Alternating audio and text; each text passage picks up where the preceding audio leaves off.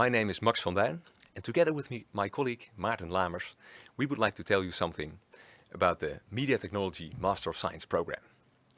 On the one hand, this is a regular research-oriented Master of Science program embedded in a classic Faculty of Science here at Leiden University.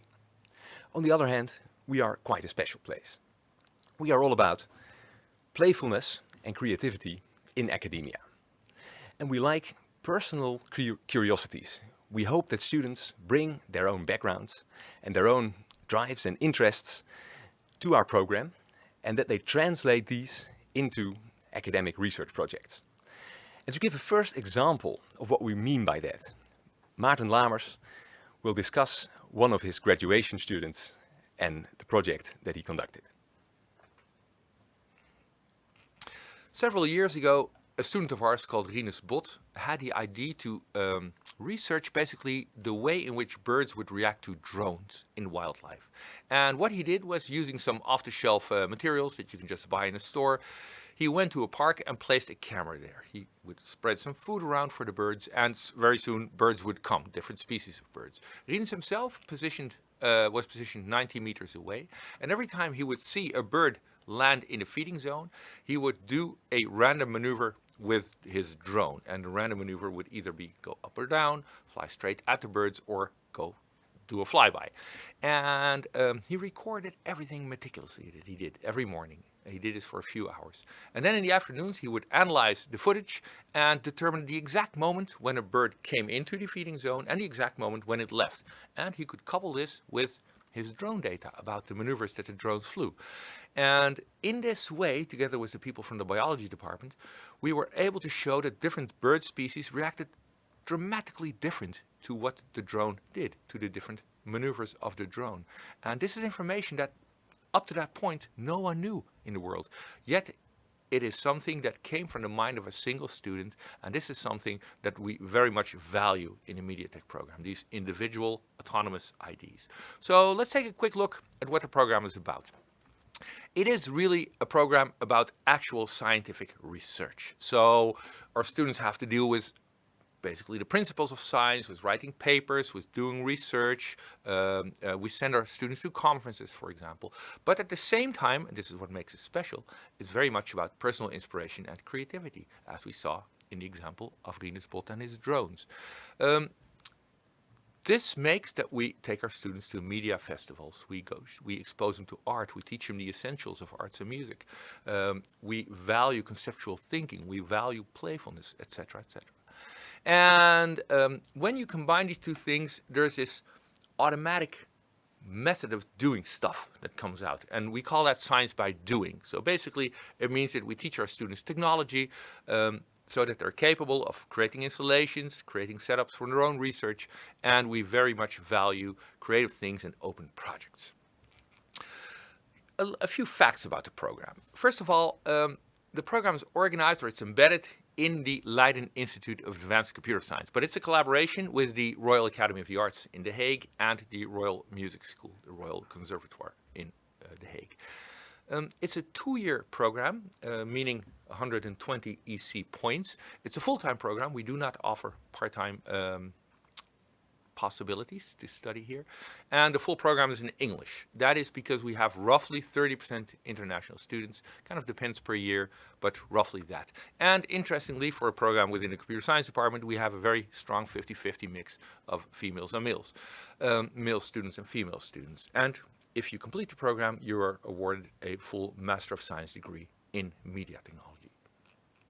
Our program has 4 semesters.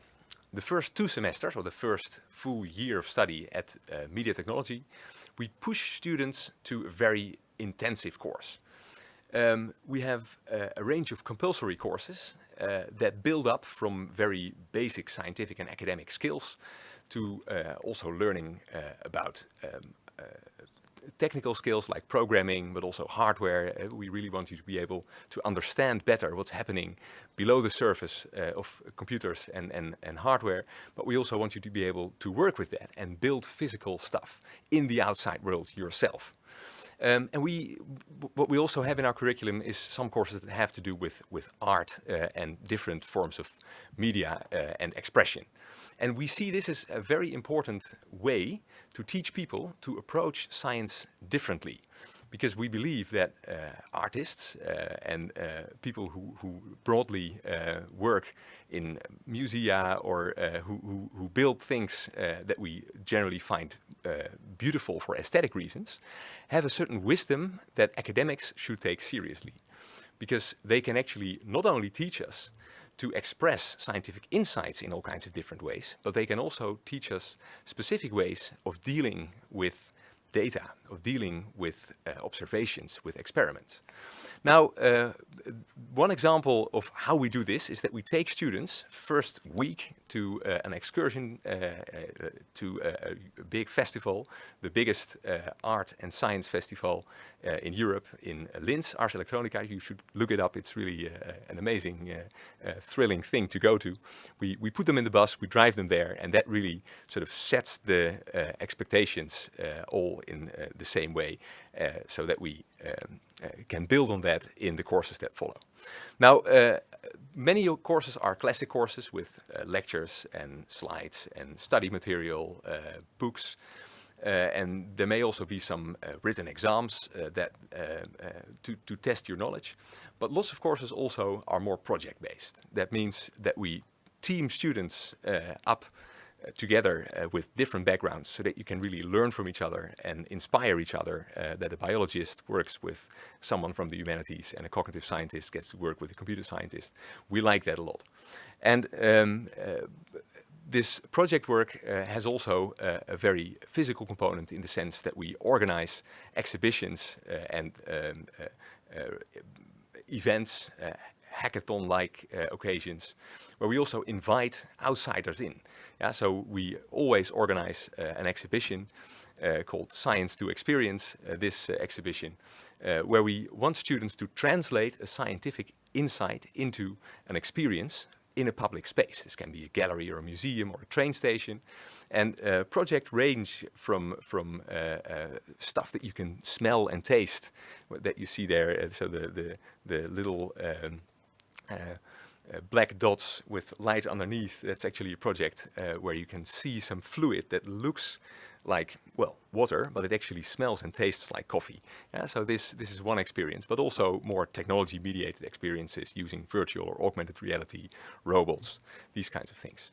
And by this, we want people to really understand that science is also a matter of rolling up your sleeves and doing things, presenting things, interacting with the world out there.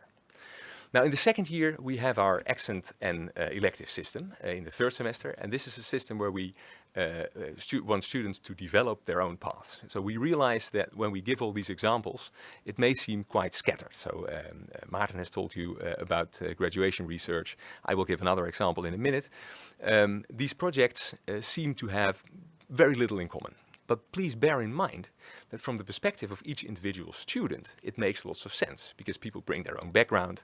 Then, well, in our first year, they are all put together through this compulsory curriculum, but then they branch out again and they get the opportunity to develop their own path.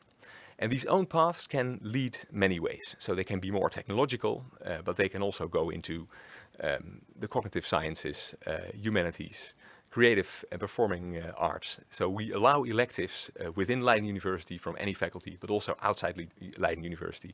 Some people go abroad in that period. And the aim is that we all see them back in the fourth semester for their graduation project. And that graduation project is really a self-propelled project. We like to see students as the PI, the principal investigator of their own research. And the supervisors in our model are more like coaches. They support the student in carrying out that research. And we also always really insist that people develop a project from their own inspiration, from their own curiosity. So it's not that we have a wall with different projects hanging and that students can sign up for a project. We want them to develop their own ideas, but also carry out that research by themselves.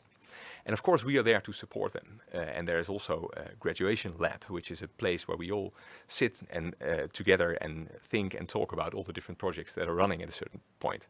Yeah. And the other thing that we do is that we get expertise in from outside our own program. So our own staff is already quite multidisciplinary, but we sometimes for some projects need extra expertise to be brought in.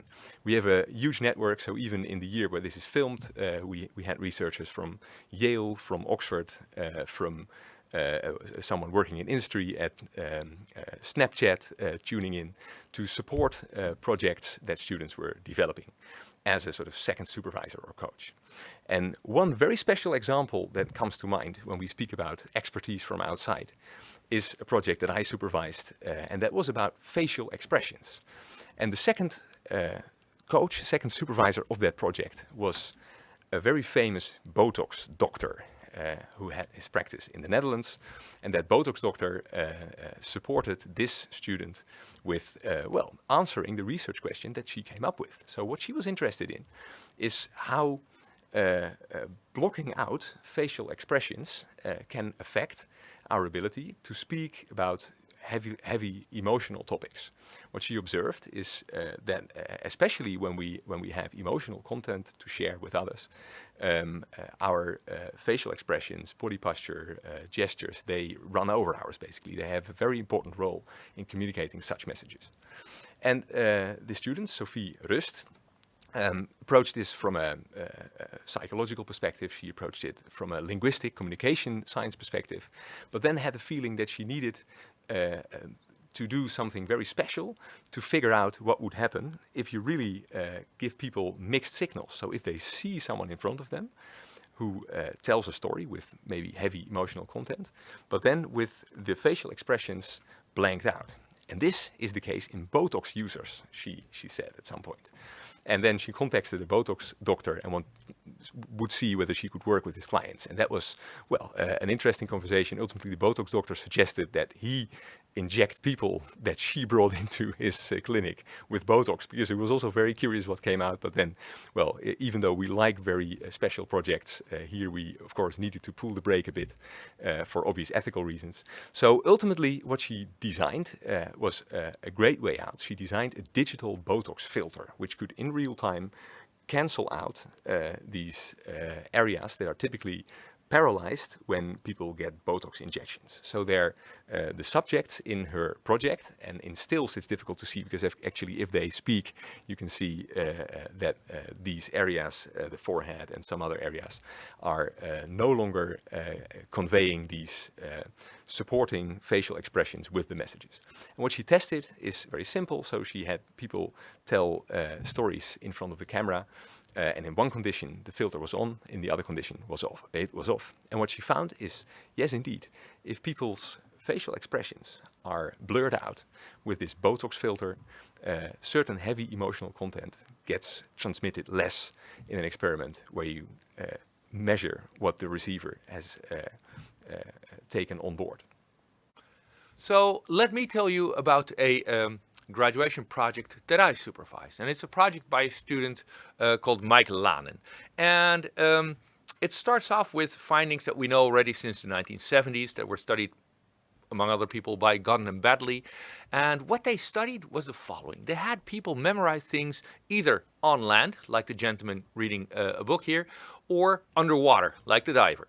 And what they then did is 24 hours later, they asked the people to recall the items that they had memorized. And some people would recall them in the same context. So if they had learned them, memorized them underwater, they had to recall them underwater. And in other cases, they had to memorize them in the other, recall them in the other context.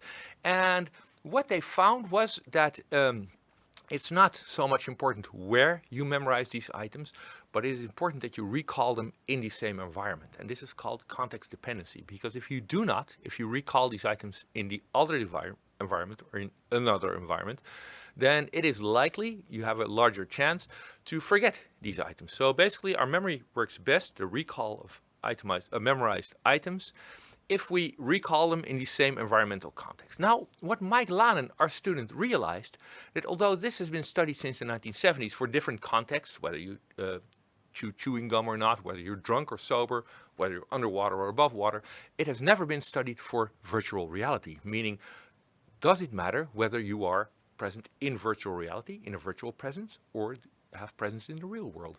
And this is what he studied. He studied basically the context dependency effects that occur when you move from the real world to virtual reality and vice versa. And he set up this beautiful study where people had to memorize all these things either in a virtual environment or in the same environment that was replicated in the real world. And what he found really was that it makes a huge difference. If you move from the real world into virtual reality or the other way around, you lose roughly, in our study, a quarter of the information that you had memorized. And this is an important result because, you know, a lot of work in this world is going on into using virtual reality in education. That is good as it is, but this result shows us that we need to be skeptical, at least we need to be careful how we apply virtual reality in a learning environment. And an interesting thing about this project is that this is something that happens with more of our students. When the research is good, we encourage our students to submit it to an academic conference or to an academic journal for publication. And in this case, Mike Lanen submitted it to the Euro VR conference in 2018 in London, and he himself went to the conference to present his work. This is not uncommon in the media technology program. Actually, the month that we're filming this, already 2 other students have presented their work in actual international academic conferences. So they travel abroad and they present their work for the international experts in the field that they have been studying in. Now, it seems that all our studies are about animals or birds and have this empirical nature, but it doesn't always have to be the case. We are very open to different forms of research. And just to show you a quick example, this is the graduation work of a student called Hanna Schraffenberger, and basically it is a series of essays. She wrote a series of essays about the question whether people like or do not like art, and everything that is connected to that notion. And these essays were bundled in a book that she wrote, and this was a form that we also allow. It's a difficult form to graduate in, but we consider writing a series of essays in this manner a valid academic practice, a valid research practice. So this is important to realize. Well, we've been talking about our students. You've heard stories about Sophie Rust with her Botox research, Hanna Schraffenberger, who wrote the book that you're currently seeing, and, for example, Rinus Bot with the drones. But who are these people? What kind of people are our students? Well, to put it broadly, our students have a scientific interest, and they generally are conceptual and critical thinkers.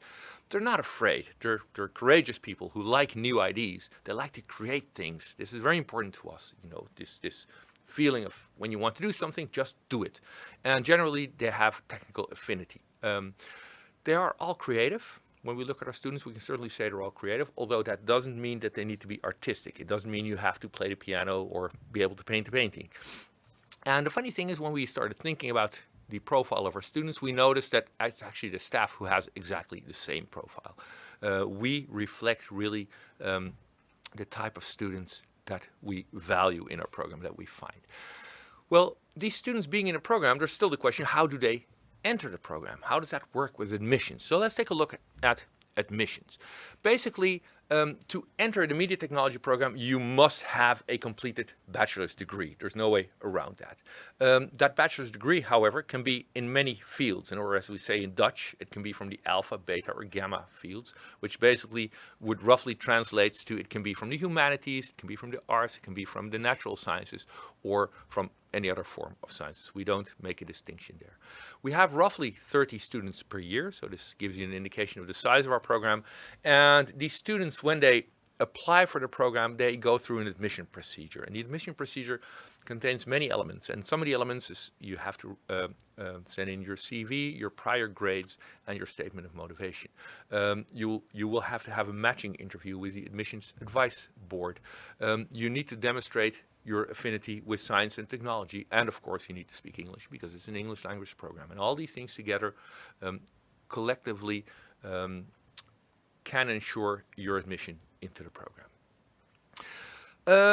Well, that wraps up pretty much what we want to say. For a final bit, there's still the question, why would you, whoa, wrong button here. Let me go correct. This is better. Why would you want to study media technology in Leiden? That's actually a good question. And realize that this program is unique in the Netherlands and Europe. It's a program that really, as Max said in the beginning of this presentation, it combines actual, real sciences with personal inspiration and creative thought. We're also open to many educational backgrounds, so don't think that you went to art school, so you probably won't be admittable into a science program. You may be, so realize this. Also, Leiden is a great place to study. It's a very broad and renowned university, and so is Holland actually. It's a good place to study. And this program really prepares you for a career in, let's say, creative industry. We really focus on creative and individual thought, critical thought. This is something that our students are really good at, and this in, let's say, an academic environment, in an academic manner. We see that our students generally end up either in academia, as researchers, as lecturers, or in what is known as the creative industry, the collection of creative, often technologically based companies. Thank you very much for listening. We hope you enjoyed it, and naturally, we hope to hear from you.